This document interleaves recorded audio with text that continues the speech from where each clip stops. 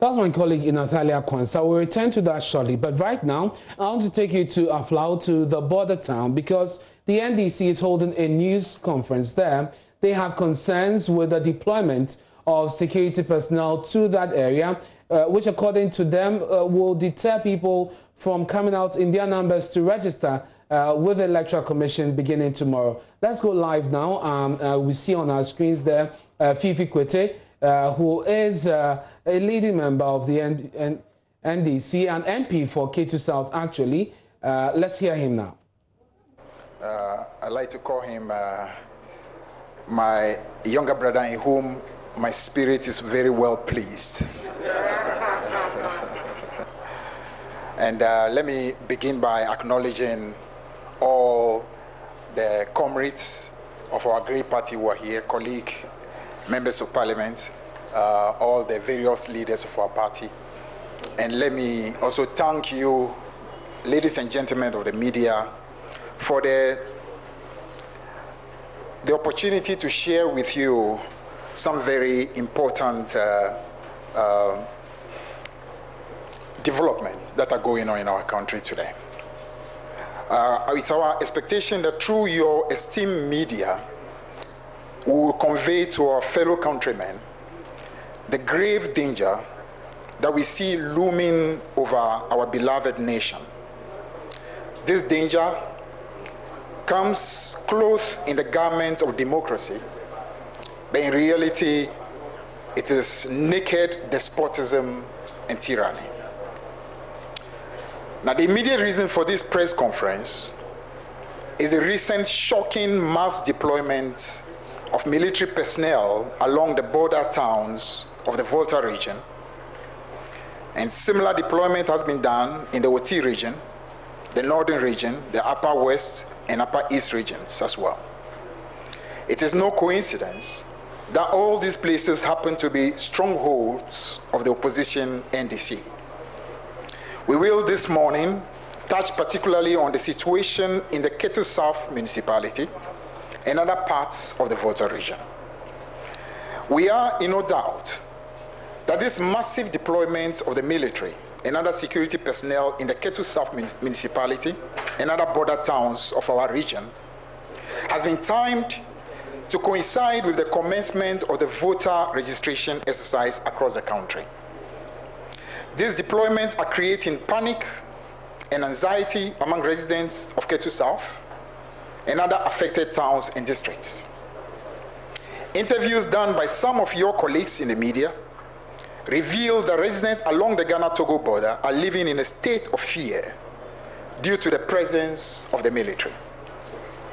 The MC of Ketu South, who represent the presence here, has explained that the reason for the deployment of the military personnel is so that they can help check and approve routes to prevent foreigners who happen to be infected with COVID-19 from coming from neighboring Togo and risk increasing the cases of COVID in our country. Now, this position has been supported by the Volta Regional Minister, Dr. Lecha, as well. Now, so this is the official government explanation for the turning of Aflao and other border towns in the region into virtual war zones. How laughable. How utterly ridiculous. The total COVID-19 case count in Togo stands at about 615. This is less than the case count in Greater Accra, less than Ashanti region, less than the Western region, less than the Central region, and just about 75 cases above the case count in the Eastern region. Now, so if there is any fear of COVID, it should rather be the people of Togo who should be afraid of Ghanaians crossing the border to spread COVID-19 in Togo, and not the other way around. The epicenter of COVID-19 in West Africa is not Togo. Ghana is in a very comfortable lead and struggling to be one of the highest as far as the region is concerned. So, and also, one of the first persons who came into our country with the virus was in the presidential entourage in Oslo. So this official reason being provided is not just hollow, it is laughable and actually represents an insult to the intelligence of our people. Just a few days ago, the MPP parliamentary primaries across different constituencies became virtual COVID-19 dissemination conferences. If the MPP government is looking for the real threats of COVID-19, they really don't have to look very far. They should just spare us the cock and bull stories about the need to patrol the borders to stop foreigners from coming with COVID-19, and they should have the courage to simply tell the truth for once. MPP MP Ketu, in a recent interview, at least showed some honesty when he unwittingly disclosed what is obviously the real reason behind the deployment of the military along our borders. He revealed that the deployment of troops in Ketu South and other eastern border towns is to prevent Togolese from coming across the border to come and register. Voila. We need no rocket scientists to understand that the grand agenda of the MPP is to intimidate our steaming supporters and make it difficult for them to come out in their numbers to register when the registration exercise begins tomorrow, Tuesday, the 30th of June. Ladies and gentlemen of the media, to understand the real reason behind this massing up of military and other security personnel in the Ketu South municipality and other towns of the Volta region, it is important that we try to help this country to see the big picture. Now, this big picture is MPP's perennial discrimination against the people of the Volta region. The bottom line is that, as far as the MPP is concerned, the people of the Volta region are foreigners. The others are not Ghanaians. Now, some people who do not really know this might be surprised about this statement. But we are going to systematically leave you in no doubt as to the authenticity of this statement. To begin with, let us remind everyone, especially the young people of Ghana, that the MPP family has been on record accusing the founder of our country, Dr. Kwame Nkrumah, of being a foreigner. Specifically, they said he was from Liberia. A member of the same MPP family also took President Rawlings to court over claims that he was not a Ghanaian. The mother of President Rawlings hails from Ketu in the Volta region, just next door to Ketu South. President Rawlings was born in the Gold Coast in 1947. He served this country as an Air Force officer, became the head of state of this beloved country. Despite all this, the MPP deemed him not good enough to be a Ghanaian. After all, in the view of the MPP, who have always believed that they are the owners of Ghana, Ketu is not part of Ghana. If President Rawlings, despite hailing from Ketu in the Volta region, was deemed not to be a Ghanaian, why is anyone in shock when we state that the MPP has an ingrained belief that the people of the Volta region are aliens and therefore not to be allowed to determine the political destiny of Ghana? Ketu, by the way, where Rawlings hailed from, has always been a part of the Gold Coast. In fact, both Ketu and Ketu districts have always been an integral part of the Gold Coast. They have never at any point in time been part of Togo. But not in the view of the owners of Ghana. Now, so many other sons and daughters of the Volta region have faced similar discrimination in the hands of the MPP.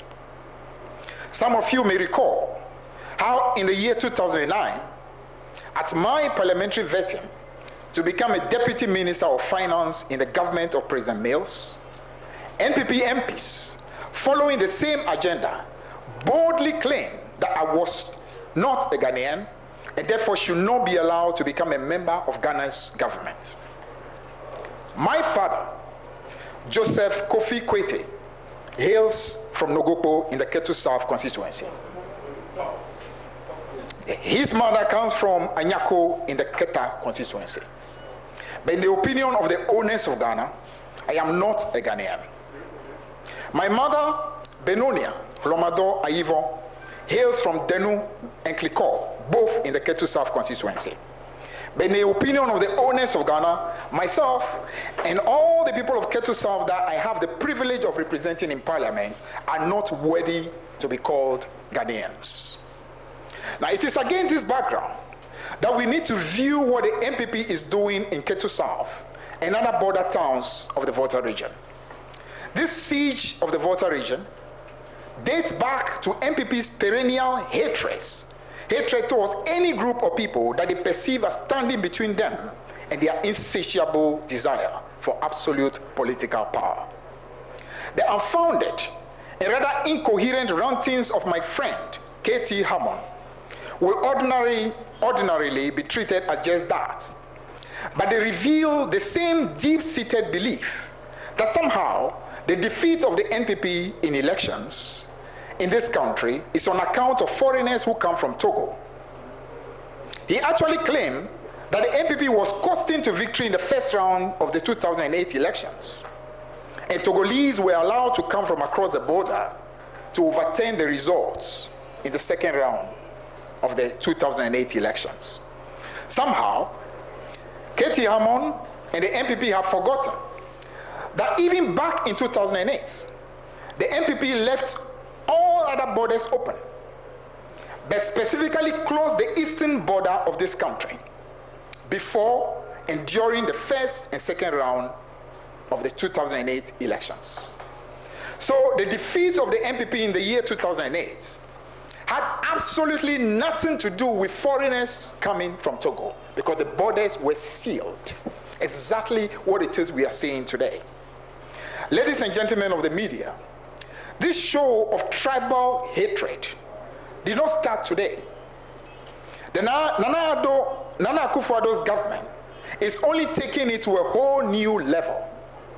This deep-seated animosity comes from a sense of entitlement. They believe that because they are superior Ghanaians, all others who do not share their political perspective must be deemed ineligible, so that the political destiny of Ghana will remain exclusively in their hands.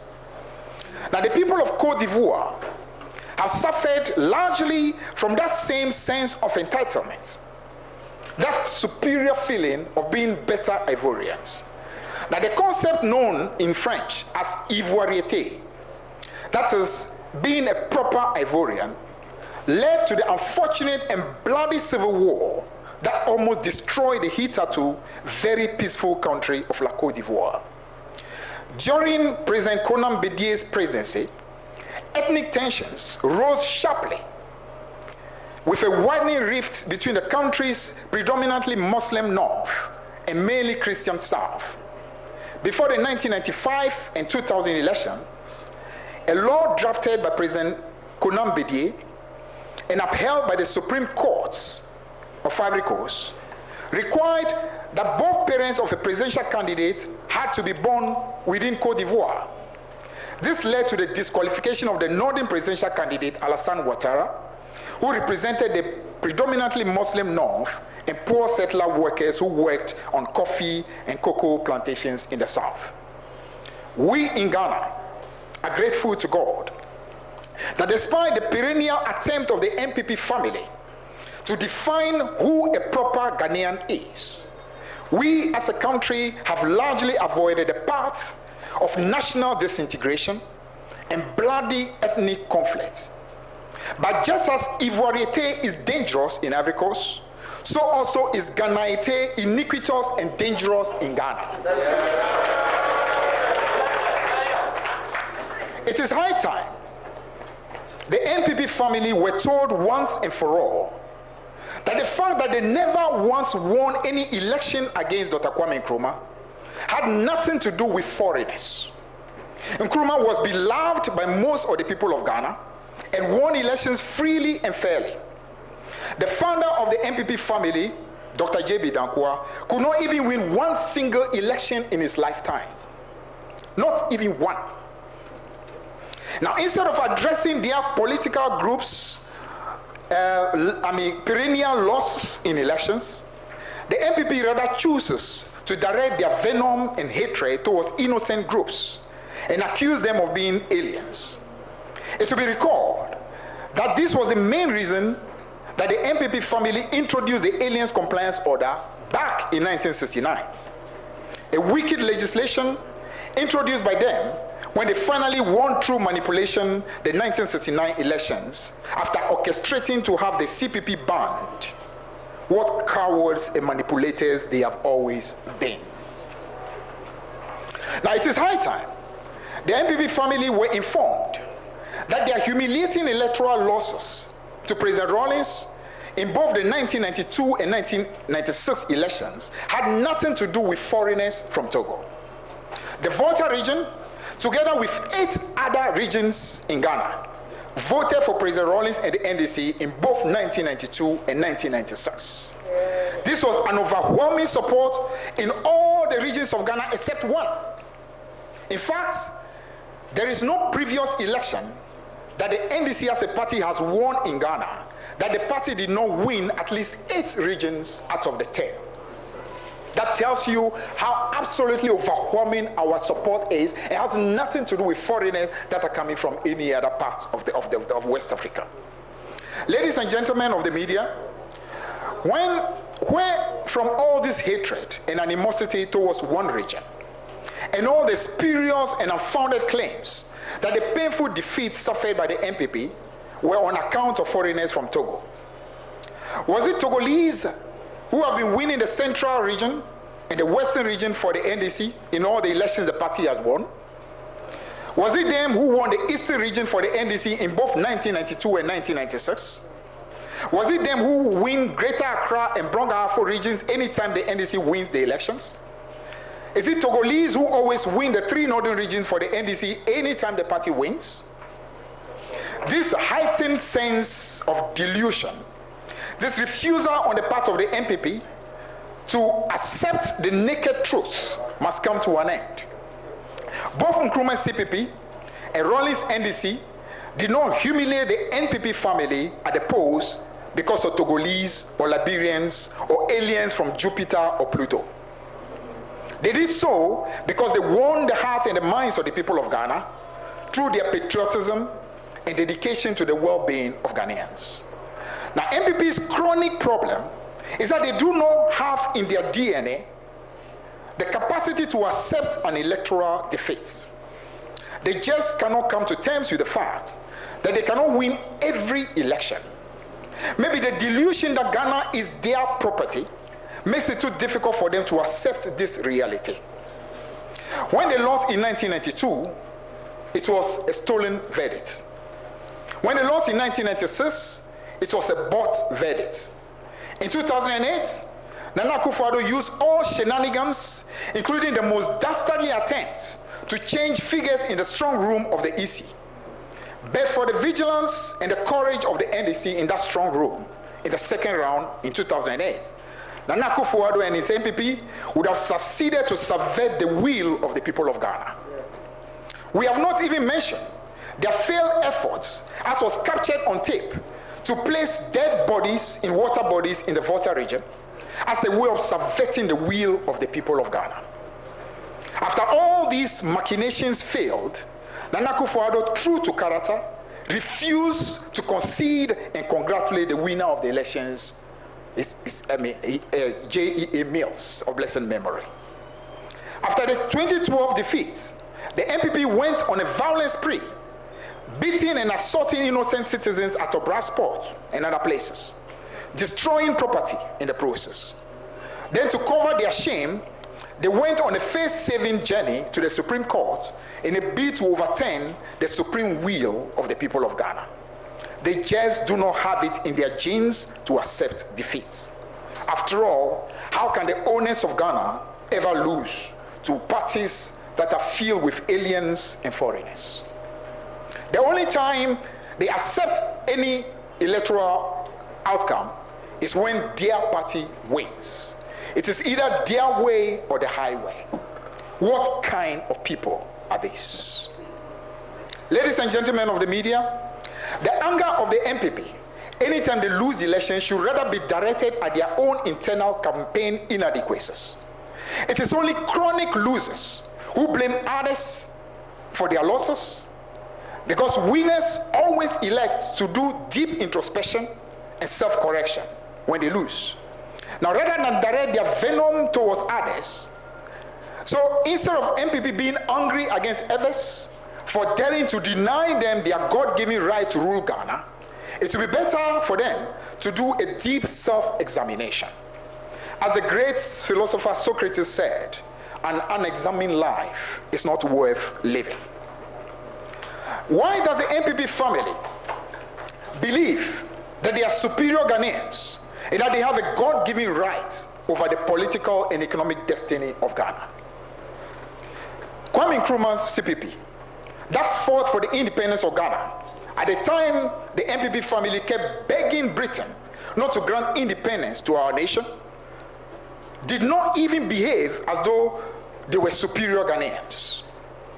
Where were these tribal bigots who think they own Ghana when Dr. Kwame Nkrumah, ably aided by Volta Region's Dr. Agbeli Bedema and other nationalists, declared the motion of independence on the eve of our independence?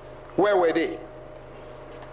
Where were these tribal bigots who think Ghana is their property when Kwame Nkrumah, Agbeli Bedema, and others fought to keep Ghana as one unitary state, one nation, one people, one destiny? At a time when the MPP family was busily fighting for Ghana to be made a federal state so that each region can keep its own resources. To keep this beloved country united, Kwame Nkrumah had to pass the Avoidance of Discrimination Act in 1957 to outlaw political parties based on regional, ethnic, or religious differences. Where were these tribal bigots all those times? Dr. Kwame Nkrumah, Agbeli Bedema, and all who want independence for Ghana never once contemplated betraying this beloved nation. They never once stooped so low as to become paid agents of any foreign power to work against the interests of their own country. But we know that declassified files of the CIA will reveal that the same cannot be said about the main founder of the MPP family, Dr. J.B. Dankwa, the beloved uncle of President Akufo-Addo. Yet, Dr. Kwame Nkrumah and Agbeli Bedema never once believed that they were more Ghanaian than others. What gives the MPP family the moral right to think that they are superior Ghanaians? President Rawlings and the many patriots, one of whom sitting right on my right, who toiled with him from 1982 to 1992 to lead this nation from the brink of collapse at a time when things had sunk so low and the self-belief and confidence of our people were so shattered that some of our brothers at the time were moving in droves to Togo to work as shoe shine boys. And some of our sisters left to Nigeria and Cote d'Ivoire and had to prostitute themselves just to be able to survive. Rawlings and these many patriots who through sweat and dedication rallied the great people of Ghana back to the place where once again we become a nation that was respected and admired among our peers, have never claimed that they were superior Ghanaians. Where were these tribal bigots when this massive reconstruction of our country was being done? Where were they when this group of patriots worked tirelessly to bequeath to this country the 1992 Constitution that today has become the foundation of political stability, upon which all sons and daughters of Ghana, north, south, east, and west, are working hard to construct a Ghana that will become a great and strong nation under God? Where were these tribal bigots all this while? Now, the earlier the MPP family snapped out of this pathological delusion that some Ghanaians are foreigners and only they are proper Ghanaians, the better it will be for all of Ghana. The respect for all Ghanaians, north, south, east, and west, is crucial in our endeavor to be able to hold hands together in a true spirit of brotherhood, as envisaged by Dr. Kwame Nkrumah at the time of our nation's independence. Ladies and gentlemen of the media, the massive deployment of the security forces along the border towns is just one of the several desperate means the NPP government is employing to achieve its political ends. We in Ketu South and the Volta region are not completely shocked at all. Why should we be? Have we not seen the brutal violence unleashed on innocent Ghanaians in broad daylight during the Ayawaso West Wuogon by-elections? The whole world witnessed in shock how this despotic regime turned a simple by-election into a war front and resorted to the criminal abuse of power. We were witnesses to the egregious bloodletting by a gang of NPP brigands and bandits masquerading as national security personnel with the tacit approval of the President of the Republic, who also happens to be the chairman of the National Security Council. Now, to confirm that the hoodlums operated with the tacit approval of the regime, the president, who touts his democratic credentials, blatantly refused to implement critical recommendations of the commission that he himself had set up. How tragic, how shameful. Ladies and gentlemen of the media, this is the same game plan the NPP is following. A plan which today has reduced an electoral commission that has since 1992 gained international recognition and neutrality for its neutrality, professionalism, and credibility into a pliant instrument to subvert the will of the people of Ghana. Now, the saddest part is that while all this is going on, the NPP actually continue to delude themselves that the people of Ghana and the rest of the world cannot see the systematic efforts they are employing to bastardize the electoral system and virtually turn this nation into a banana republic. Same things the NPP is doing with institutions like the NIA and the NCA. The NCA has become the state institution that is being used under the guise of enforcement of regulations to close down media houses that are perceived to be too critical of the regime. Freedomhouse.org, an international media freedom watchdog, recently described the modus operandi of regimes like that of Nana Akufo-Addo. Regimes that pretend to respect the rule of law, but in reality are leaving no stone unturned to subvert media freedoms. Governments, according to media.com, according to freemedia.org, governments are using the most subtle tools of media regulations to restrict press freedoms, maintaining a veneer of legality and pluralism that is less likely to draw attention and criticism from abroad. Manipulation of the regulatory framework allows them to either tolerate or rein in influential news outlets, depending on the political situation, and permit even democratically elected government to fortify themselves against future electoral competition. Now, the above accurately describes the shameful methods being used by the Akufo-Addo government. Now, when concerns are raised, the president quickly points to regulations and laws. He has so soon forgotten that even apartheid was backed by legislation. Even the trade and ownership of black slaves in America was legal in the US until the year 1865. The Aliens Compliance Order, which they often denounce, I'm talking about the NPP family, denounce all the time, was also backed by law. Now, the undemocratic ways of this regime are bad enough. The high-handedness is terrible enough. But what adds insult to injury is when they actually pretend to be the custodians of the rule of law and the civil liberties and of democracy. What hypocrites they are. Christ refers to people such as these as whitewashed graves. In Matthew 23:28, Christ described this type of pretenders in the following words: "Woe unto you, hypocrites! You are like whitewashed graves, which look beautiful on the outside, but on the inside are full of dead men's bones and everything unclean." To our friends in the MPP, remember, God is not mocked. Whatsoever you sow, that you shall reap. And the earlier you awoke to that realization, the better. So don't forget that the day of reckoning will soon come.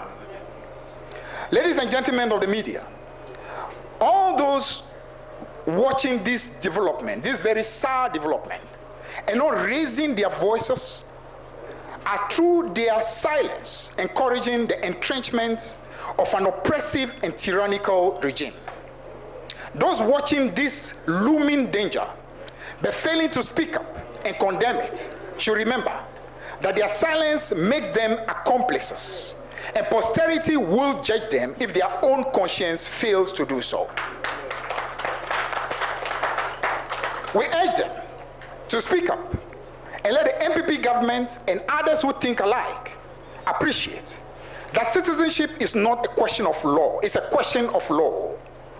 Neither the government of Akufo-Addo nor the military contingent stationed all over our border towns cannot decide who is or who is not a citizen of Ghana.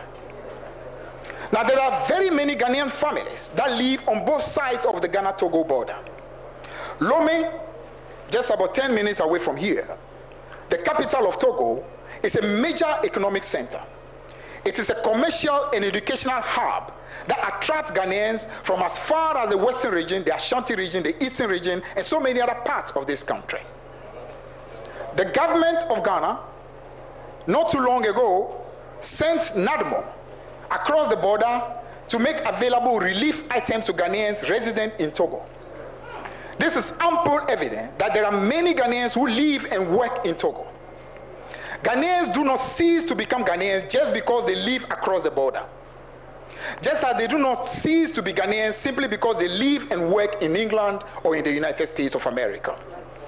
Now, many of us have heard the famous case of Bonito Olympio, who proved in court in Ghana that he was a Ghanaian by descent, even though his father, Sylvanus Olympio, was the first president of Togo. The Olympios descend from the Amegashi family, a family that to date continues to live both in Ghana and Togo. Now, for the information of our friends, the tribal bigots, who continue to insinuate that they are more Ghanaian than the rest of us, we want to inform them that the Amegashis who live in Togo are not foreigners. They continue to be Ghanaians by descent, even if some of them opt for dual nationality. Let me now seize the opportunity to mention a few other families who hail from Ghana and who have relatives living and working across the border. The Fitis, the Adamas, the Akolaches, the Ajavons, the Tetes, the Malos, the Akapos, the Atipos, the Amuzus, the Folies, the Koshigans, the Griniskis, the Senus. These are no aliens. Just because they live in Togo, they continue to be Ghanaians by descent. The Bedemas, the Gajekos, the Agbomabiases, the Megashitis, the Ganyos, the Antonios, the Adejes, the Quists, the Blagojis, the Kukubos, the Tamaklos, the Duces. If I'm incidentally talking about Duce, one of the Duce family today is a current foreign minister of Togo. Wow. The Apalus, the Baites, and my own maternal families, the Aivons, the Romados, the Badohuns, the Kudaus, the Amatos, have not morphed into aliens from Pluto or Jupiter just because some of them live and work in Togo. They remain as much Ghanaians as the Akufo-Addos, the Osafo-Mafos, and all the other tribal bigots in the NPP. As for the few of our own ever brethren who have allowed their MPP affiliation to blind them to the point of taking part in a fake documentary which has been circulating in the media, purporting that those who come from across the border to register are not Ghanaians. May our ancestors have mercy upon them. Now we want to remind the good people of Ketu South and the Volta region and the sons of Volta region in all the other 15 regions of Ghana that this massive intimidation that they are seeing and hearing of today will, by December 7th of this year, be no more. The Egyptians you see today, you shall soon see them no more. Therefore, this is not the time for fear. This is the moment for courage. This is the moment for bravery. Remember that in the same way in the year 2008, the MPP orchestrated to close the eastern borders, but the great people of Ketu South and the Volta region defied all odds and came out in massive numbers to support the NDC to snatch the parliamentary victory from the MPP in the first round and defeat the MPP in the presidential election in the second round. Yes. That same inspiration is what is needed today to rise up to the current challenge. The same spirit of boldness and defiance that inspired us in 2008 should animate us even more today. Because if we thought the government of President Kufuor was bad, then this current one can only be described as the most desperate, the most dangerous, the most intolerant, and the most abysmal in the history of our country. Ketu South and the Volta region have proven before that they are capable of rising to the challenge when it is critical to reject the misrule of the MPP. Let us once more come out in our multitudes, defy the intimidation, and register massively in order to let this oppressive, desperate government of tribal bigots get out of power. We wish to call on the supporters of the NDC all over Ghana to rise up and refuse to be intimidated during the registration exercise which begins tomorrow. We want at this stage to salute our flag bearer and leader of our party, who actually has said that where there is the will, there is the way. And therefore, NDC, have faith, because victory beckons us. Destiny is on our side. We also want to salute the founder of our party, President Rawlings, for releasing a very strong statement to condemn the intimidation that is going on along the eastern border. Finally, I want to say that the courts of the people of Ghana, under the influence of the only Supreme Court in heaven, will speak on December 7th. I repeat, the courts of the people of Ghana, under the influence of the only Supreme Court of heaven, will speak on December 7th. The harder the battle, the sweeter the victory shall be. So may God help us to resist oppressors' rule with all our will and our might forevermore. Amen.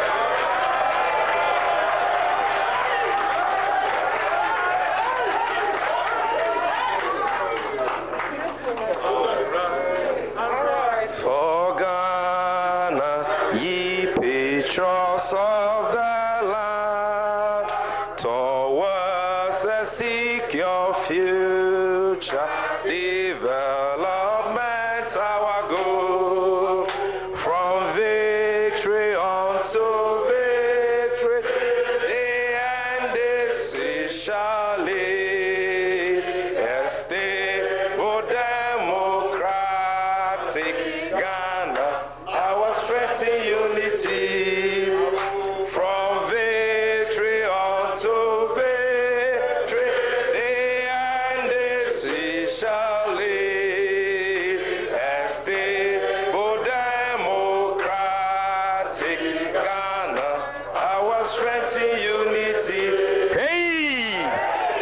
Thank you. No,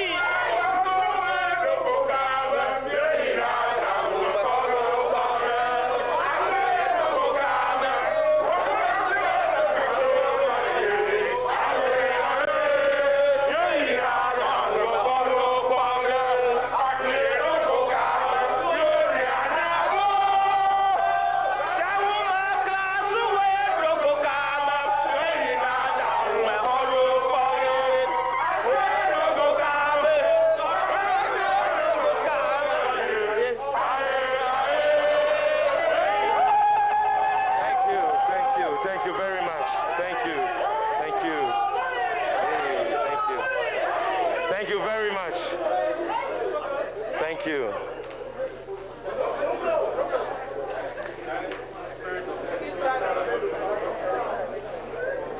Honorable Fiifi Kwetey, thank you very much for that bold, that passionate, and that excellent presentation.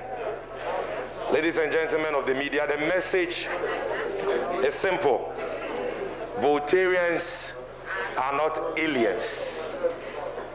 We are all Ghanaians. Nobody is inferior and nobody is superior. We are all Ghanaians. The massive deployment of the military and other security personnel in the voter region is targeted at excluding the people of this region from the impending voter registration exercise, thereby suppressing the voter population in this region to manipulate the upcoming general elections. We are saying enough is enough. We will not accept that. If President Akufo-Addo feels that he has performed, let us fight this election on a level playing field. That is a signal we are sending to him and his despotic, ethnocentric government from Aflao today. Ladies and gentlemen, a round of applause again for our speaker. At this stage, before we open the floor for questions, I will invite the chairman of the voter MP caucus to make a brief statement. But let me, before he does so, let me acknowledge, Choboy, let me acknowledge another son of this region who, I call him the Choboy man. He is elections director of the great NDC, Comrade Elvis Efriye Ankra. He's here. And before we leave, he will be addressing us on some issues pertaining to the voter registration exercise, which is scheduled to commence tomorrow. And so at this stage, with a round of applause, let us welcome to the microphone Honorable Bedra, MP for Ho West. Thank you.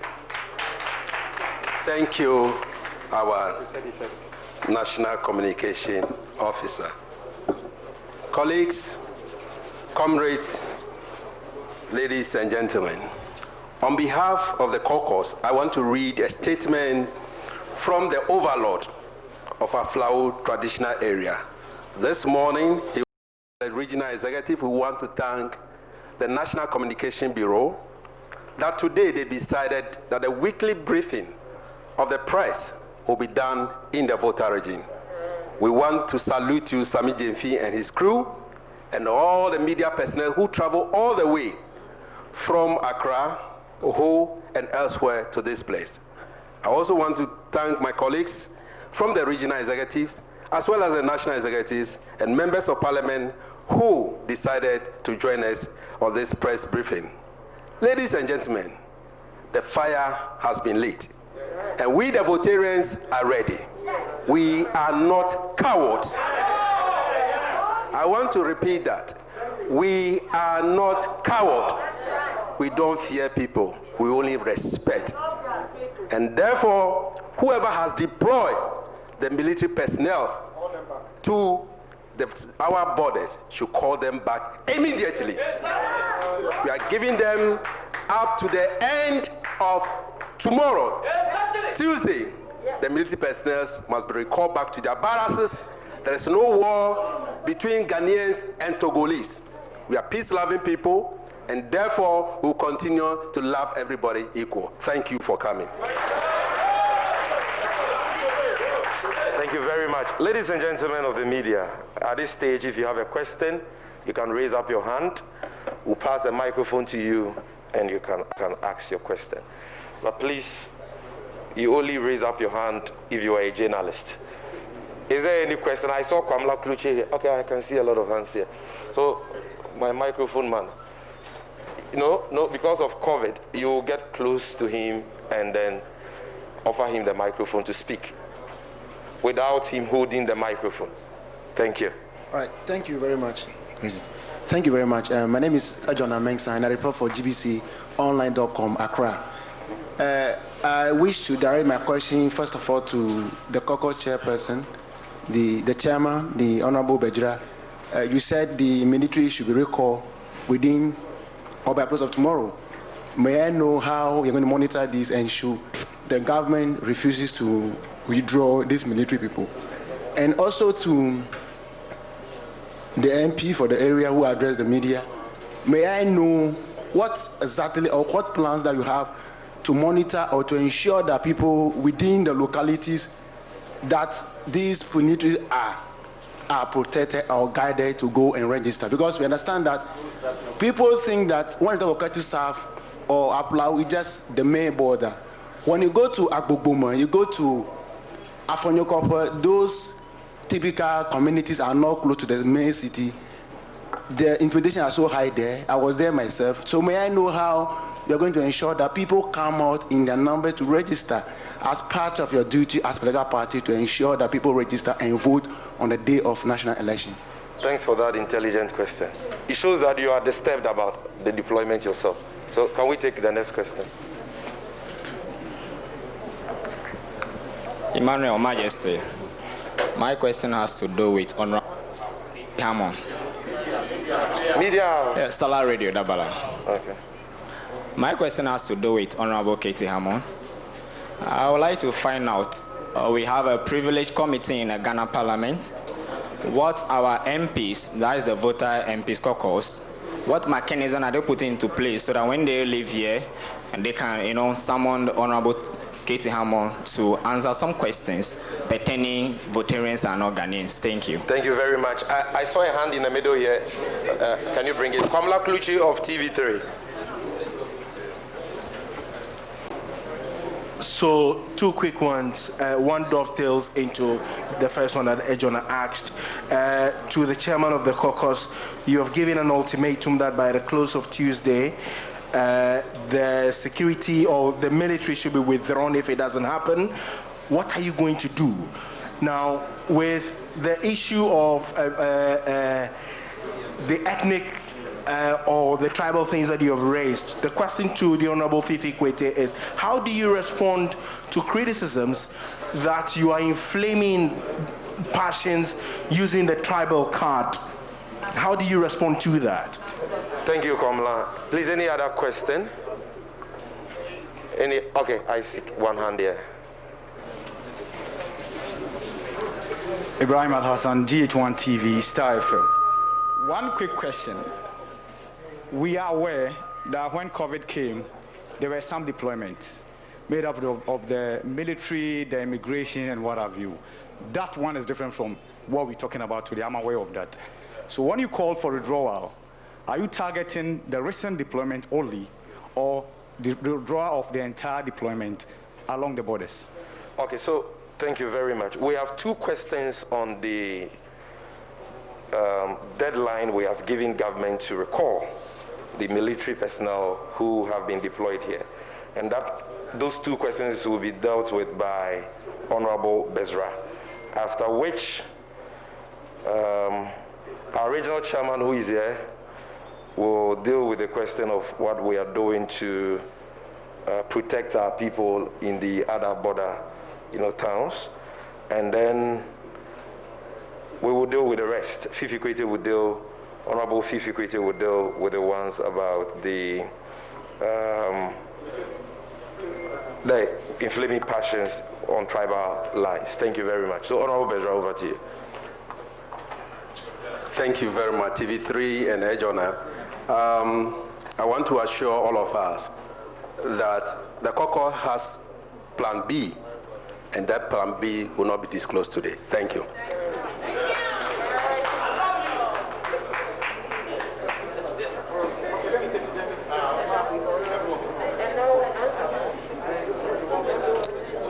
Thank you very much.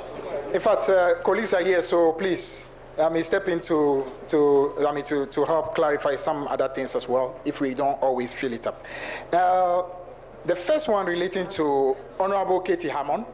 You were asking whether we can ensure that he's taken before the Privileges Committee for what he has said. To be honest, when you commit some of these what I call goofs, the best punishment is actually to get you exposed. Okay, exposing you actually is some of the best punishment. I don't really necessarily think, maybe colleague MPs and I would think about it, but we don't really think that it has to necessarily be Privileges Committee. And besides, don't forget, when it comes to Privileges Committee, if you are a minority, you are not going to have a lot of luck when you get there. Yeah. Now, the issue about whether we are not inflaming passions when we raise some of the issues we have raised. I was going to say that it's almost appearing like telling the relatives of George Floyd and the blacks, not just in America, but all over the world, who have had knees on their neck from time immemorial, and who are screaming, "We can't breathe," and telling them that when they shout, "We can't breathe," they're actually inflaming racial passions. The others can't breathe. Other lives matter. So this is simply a call for justice, a call for the nation to understand our solidarity, that together, like rainbows, we make this country great. And every man stood on the independence podium in the form of Dr. Agbeli Gbedema, which means our contribution right from the very beginning of this country has been absolutely concrete. And we can't even boast about the many things that we've done. 20 years, another every man took this country from the brink of collapse, together with others, and took us to where we are today.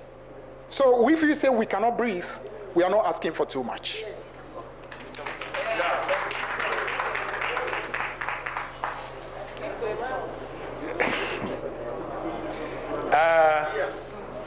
Fidel Castro wrote a book entitled "History Will Absorb Me." As I stand on this podium this morning, I salute everybody for being here. I have the passion that there had never been an oppressed people who would sit down to be misruled. It happened in France, it happened in several countries in the world. And I can only feel sorry for those who are ruling in this uncharged environment. They are using the house of our Supreme Court that we have. That tells you and I that the common denominator for identity should be denying us because they are in charge. I feel sorry for them. How many are they? We have a plan B. And that I want to assure those who are on our borders that they should be very, very careful.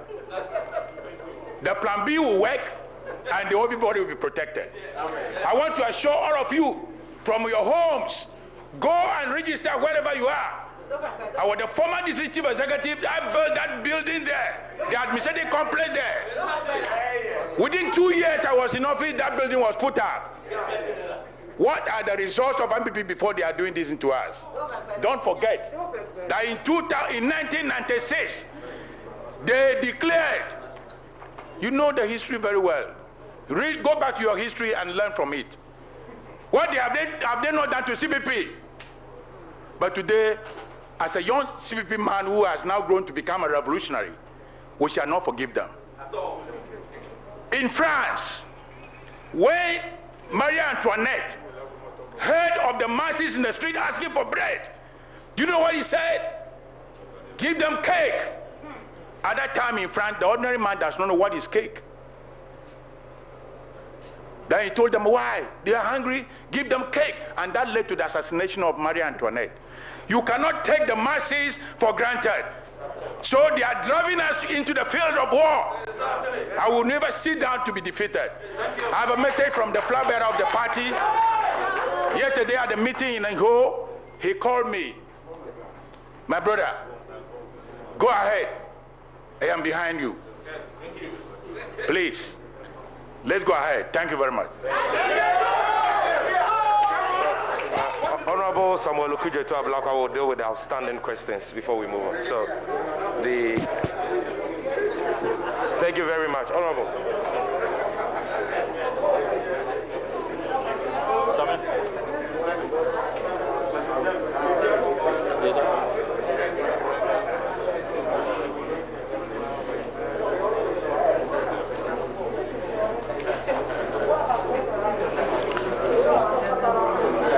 Ibrahim's question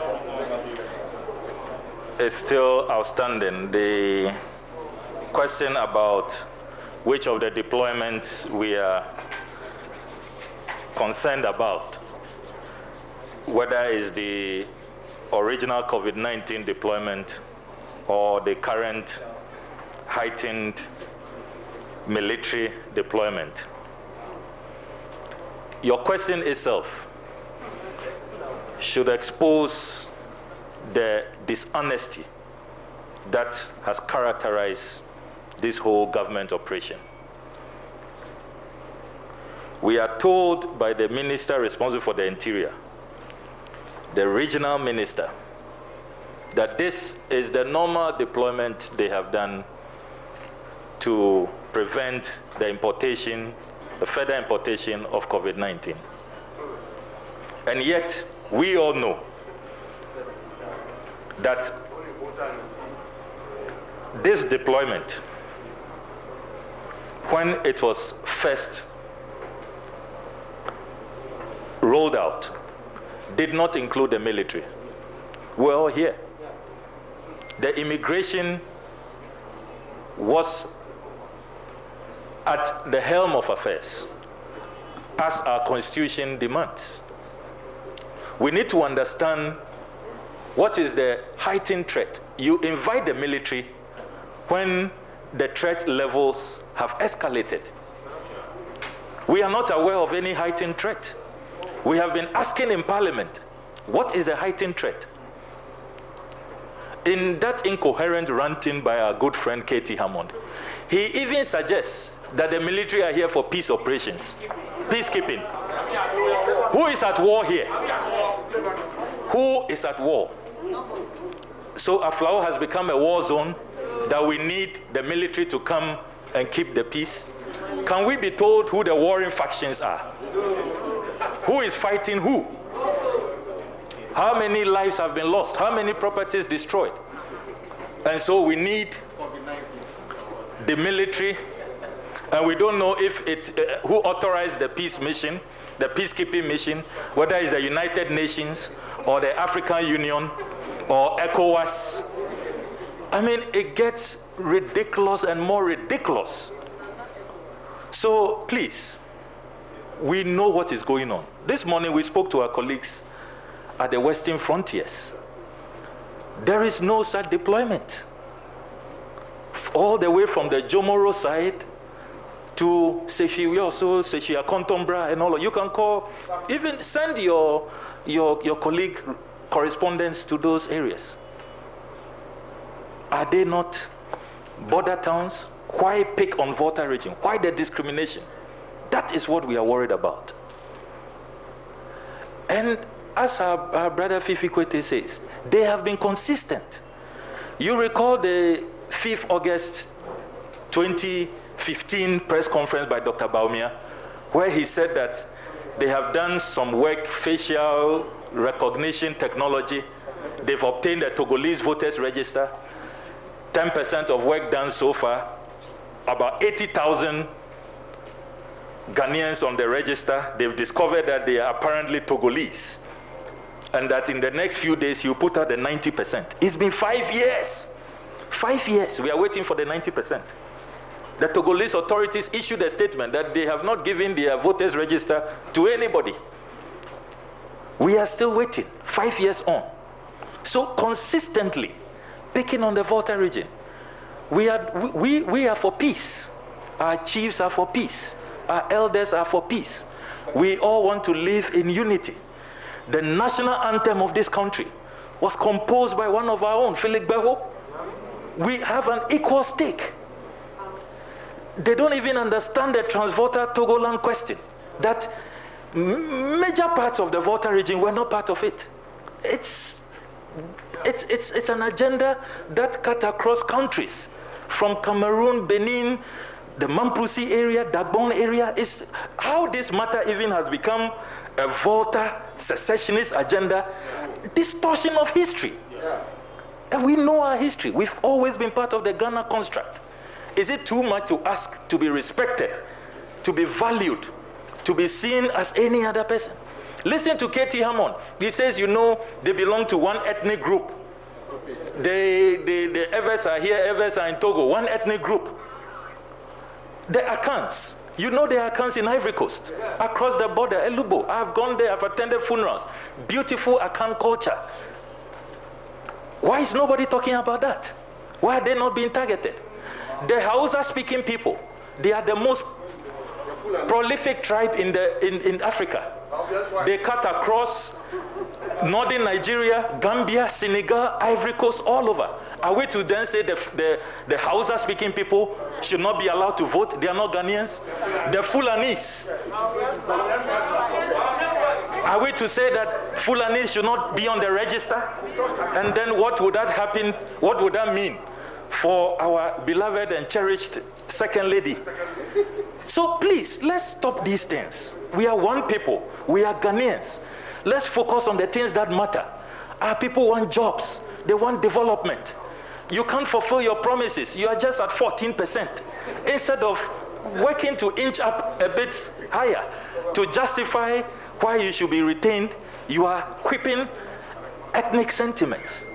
So we are determined that that military deployment, we will not accept it.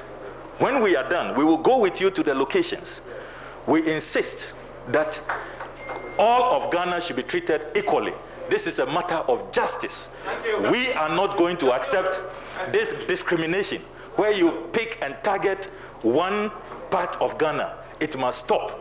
We have intermarried, we've attended schools. Nkrumah did well with the boarding school system. We are all one people. We are Ghanaians. And let that Ghanaianness. Finally, and Sam, I must make this point very forcefully. The Ghana Armed Forces is very respected all over the world. You go to the United Nations, anytime we've attended the General Assembly meeting, they mention the Ghana Armed Forces with pride because of the exploit. This year we celebrated 60 years of the Ghana Armed Forces deployment in peace operations since the Congo deployment. Why is President Akufo-Addo as Commander-in-Chief reducing the Ghana Armed Forces to some citizenship inspection unit? Why?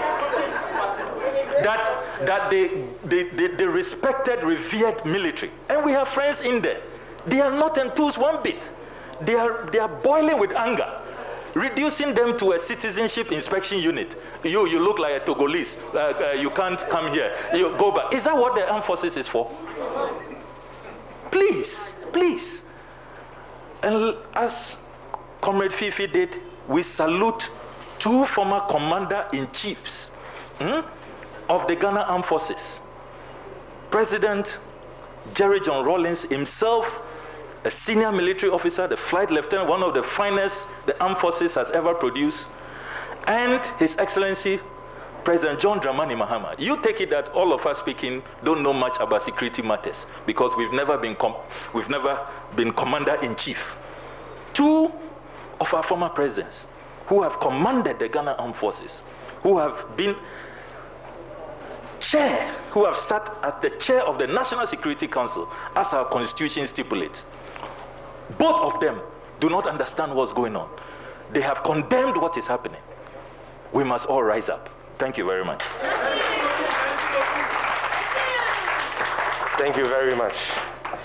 If a dual citizen like the nephew of President Akufo-Addo Gabriel Chedako can vote in Ghana, then Ghanaians who are also in Togo are Ghanaians and can also exercise their right to vote. Ladies and gentlemen of the media, we have just two outstanding issues.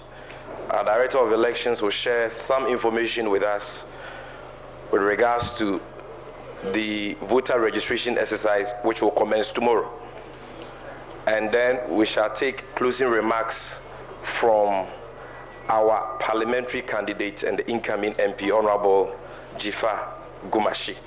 But even before that, Chairman, our voter MP caucus, I have a message from the flag bearer and leader of the NDC, the incoming President of the Republic of Ghana, His Excellency John Dramani Mahama, that aside the solidarity message he has already issued, he shall be commencing his tour of the country and his tour, to observe the voter registration exercise from the voter region. And so this week, he will be at Aflao.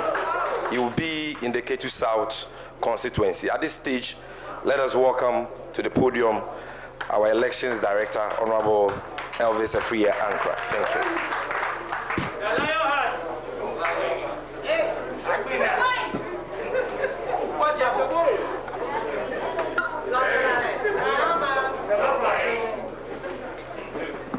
Nongoli vale jatai, jatane lao fiae, ne lao si omalo. Nongoli vale jatai, jatane lao fiae, ne lao si omalo.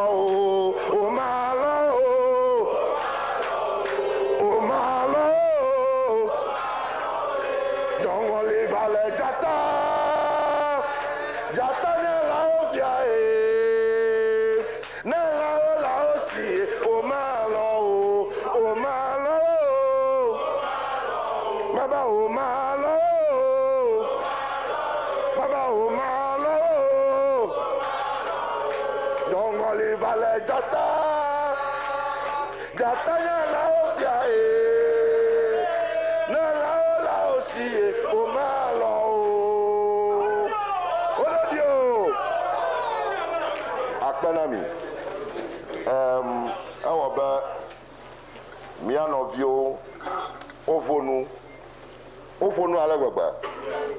Madame Fiifi asa Yevugba Gagba Yevugba Gada Amija Zomin Tontole Yevugba ma mi voisine.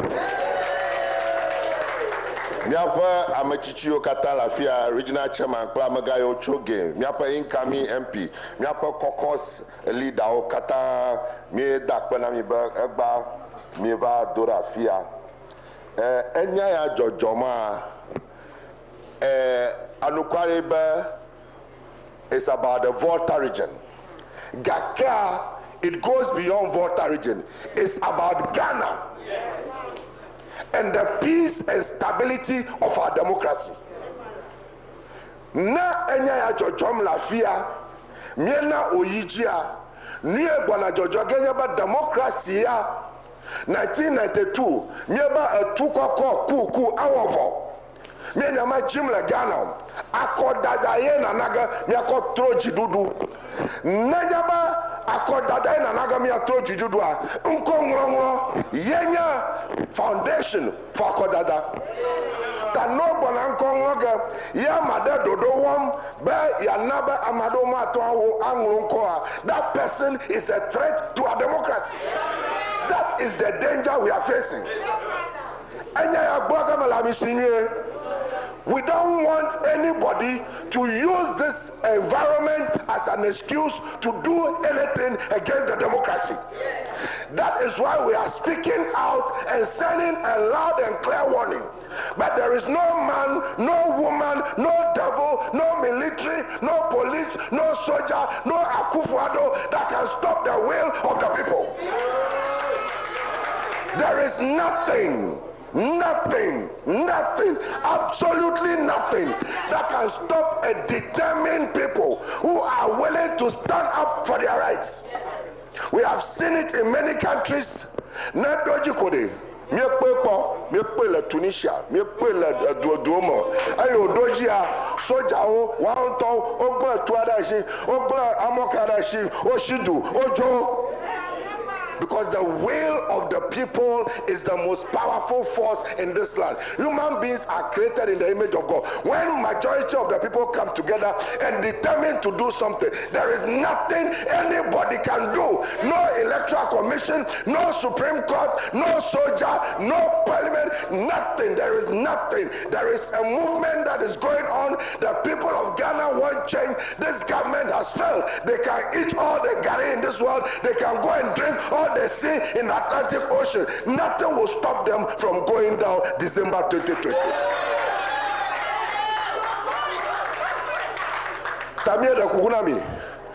soja wo le diagia kafra a do obey before complain ta afuma wo la o maji do komo kaka do ko do aso wo la o shi avio la o shi onya ba nu ya jojo ma manyo ta madashia de magavon bi gavon mido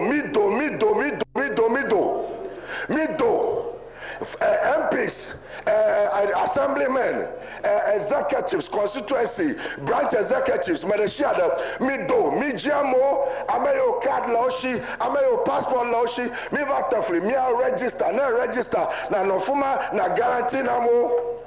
Mi aji chinao, mi adakla now, mi wo nuka zoklai now. Is that I think you funny? Zoklai, you know, the room, let me a campaign. That do Zoklai, acquire chicken, and no, Kafi as anado. Madashan anado, Nyaga Yomato, mi call the moto G. Mi mobilize mi amo wavan ronko, me no ba mi ronko, mi ngogako, anyakpo.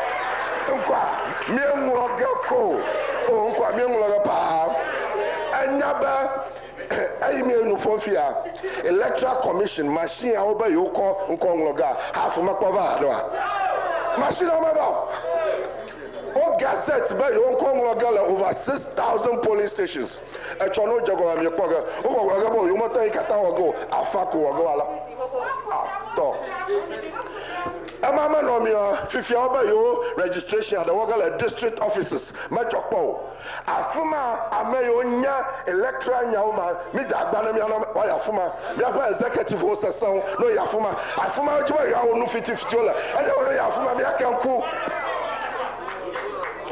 ta unkwa na machine leo machine mavao wa ntaba yo nkonwa mama na blackboard jikra onwa mi akọ mi yiga mi chochoga mi yiga pa onkonwa gaba akọ ta afi mano iha enya ya glomila amarojibe aglobo mi gboglombe mi kle brutal ejelemi alapai. That is cheap propaganda. This is not about efforts or Voltarians against Ashantis or Achims. It's a lie. My father is Ashanti. My wife is Achim. There are many of us who have married Ashantis and Achims. The Ashantis, they love every woman. Every man also love Ashanti women. No, so we are one people. So the problem is not Ashantis. The problem is not even Achims. The problem is Akufo-Addo and his small group of people who have decided to hijack power and manipulate the entire system to their political advantage.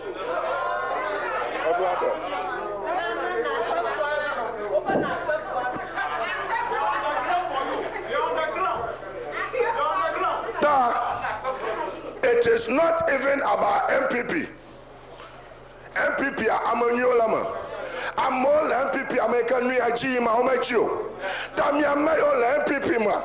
He can Niajim or Mianyaba Mano. Or Domi Babi Ava registration officials. Namiava and Niobamia, why you come in New York? You want MPP people, wherever you are, you know that what your Akufo-Addo is doing is not good.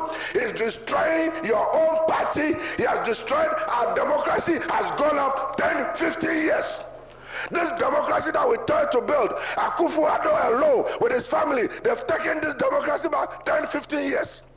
So MPP people who know that what is happening is not good, don't collaborate with him.